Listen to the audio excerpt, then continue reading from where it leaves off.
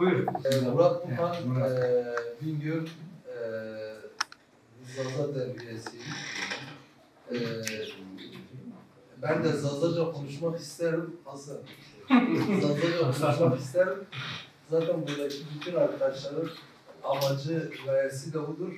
100 yıllık asimilasyon pozisyonunda kaybettiğimiz dilimizi tekrar yaşattık. Bizden sonraki gençlerin böyle bir toplantıda serbest Zazaca konuşması için. Bu bizim hatamız değil. Bize sunulan baskının nihayetinde çoğumuz Zazaca'yı bilmiyoruz veya eksik biliyoruz. Günlük kullandığımız kelime 30-40'ı geçmiyor değil mi? Siz daha benden iyi bilirsiniz. Amacımız da o. Keşke hepimiz Zazaca konuşsak tabii. İnşaat sektöründe çalışıyorum. Şu an İstanbul'dayım.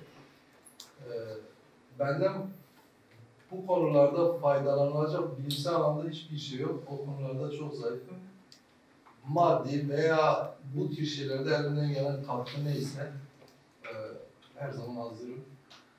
Bütün derneklere aynı mesafedeyim. Benim en çok üzüldüğüm nokta odur. Diyarbakır Derneği, Bingöl Derneği, Adana Derneği veya diğer dernekler veya demin ismi geçtiği için söylüyorum. Keşke riyadında konuşmasak Vedat Kaynak veya Kaymak mıydı? Kaymak. Gibi şahsiyetlerin birbirleriyle çok mesafeli, herkesin kendi egosunu öne çıkarması veya ideolojik, fikirsel anlamda kendilerini veya fikirlerini daha öne almaları bizi başarısız kılan sebeptir gibime geliyor. Metin Hocam da nerede onu da Vedat Kaynağı da koydu. Biz bunları yenersek ancak beraber oluruz. İkincisi de zaten Alevi-Sünni hikayesi. Ve işte demin Hasan'ın söylediği özellikle sosyal medyada Zazaca bilmiyorsan Zazacılığı savunma mantığı bizi başarısız kılan hikaye. Ama umudum çok yüksek. Gençlerin gün geçtikçe bu konuda işte siz tek başına başladınız bundan 30 yıl öyle değil mi Hocam? Bugün mesela 30 kişiyiz. Bu sayı çok daha fazla. Ama bence biraz cesaret, biraz daha böyle bir aktiflik gerekiyor. Bu kişiler bazında değil, çoğulcu katılımla ancak olabiliyor. Bunu sağlayabilirsek ben inanıyorum Zaza insanında tren misali, eski trenler yavaş giderdi. Şimdi hızlı trenler çıktı. Bizim Zazalar o eski tren gibi yavaş atılırlar. Ama o beyine girdiği zaman, ruha işlediği zaman günümüzdeki hızlı tren hikayesine döner bizim Zazalarda. Böyle bir yapı var, böyle bir şey var. İşte biz o yavaş giden treni hızlandırmak sizin gibi değerli dostlardan olur. Bunu yansıtırsak bence hem dilimizi hem kimliğimizi çok kısa bir süreç içerisinde istediğimiz noktaya getiririz gibime geliyor. Ama bir şey var abi, çok özür diliyorum. Metin abi galiba siyasetle uğraşıyor. Değil mi? Bizim yıkamadığımız bir tapu var, ya bu AKP'lidir veya bu CHP'lidir. Ya Kemalist. Veya Kemalist'tir veya Ulusalcı fark etmiyor. Ya da HDP. Misal yani geçen yıl İbrahim Başkan meclise gitmiştik. Bir zaten Hüseyin Aygün var. Bir de bizde Eşref Başkan sağ olsun var da yok. Ama kıymetliydi benim için meclis kürsüsüne çıkıp mikrofonu eline alıp Zaza diliyle ilgili bir kelime demesi. Ama ben baktım dernekteki işte İstanbul Derneği Eşref Taş kimdir? AKP'li değil midir? Veya işte atıyorum Diyarbakır, ben bunları veriyorum, misal veriyorum. Veya Diyarbakır Derneği, ya Hüseyin Aygün de kim sonuçta CHP vekili değil. Biz bunları bir türlü yıkamıyoruz ve bence hani önüme çıkan şeyler şu, Kürt realitesi özellikle Zazaların üzerinde sosyal medya bazında veya sosyal hayat alanında da bizi ayrıştırdığı nokta bu. Mesela Bingöl'e çok rast geliyorum. Konuşuyoruz, bakıyorum adam ara sokakta bir Zaza'yı tutmuş veya Zazalar merak saranı, ya sizin işte Alevi Zazalarla ne işiniz var?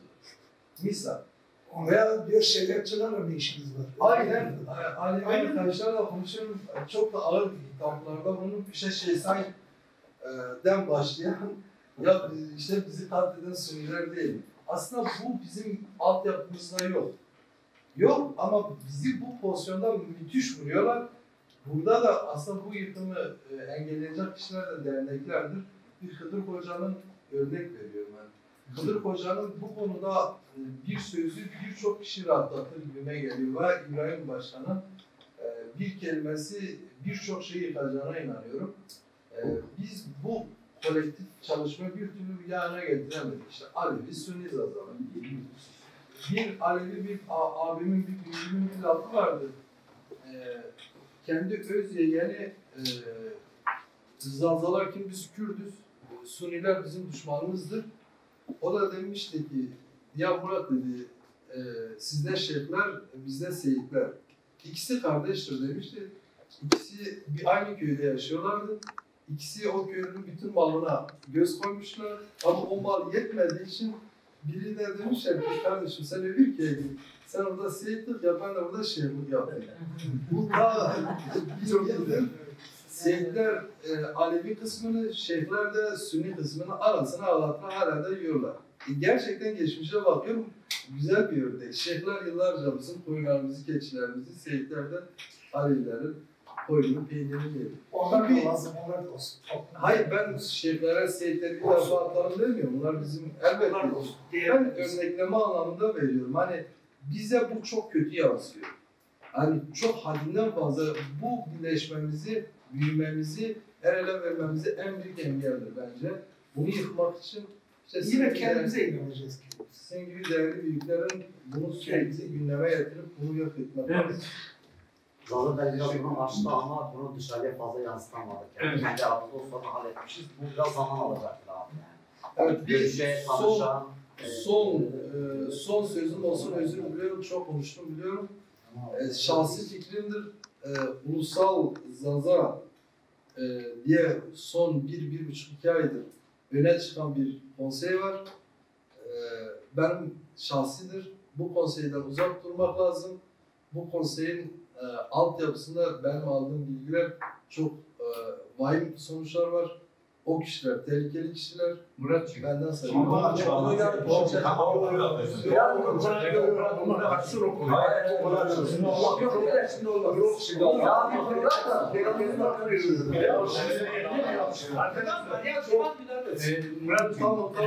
bir şey söyleyeyim. Bakın, müsaade eder misin?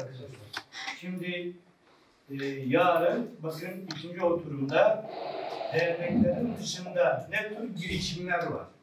Bölüm açmışız bu konuda. Ama bu konuda bu konu tartışılacak. Bunun şu anki oturumda ben kaç seferde uyardım. Kendimizi tanıtacağız. Hangi dernek üyeyiz? Ben belki yarın katılamayabilirim diye şu an buraya not aldım. Orta attım. Çok özür diliyorum konu dışına çıktığım için. Teşekkür ederim.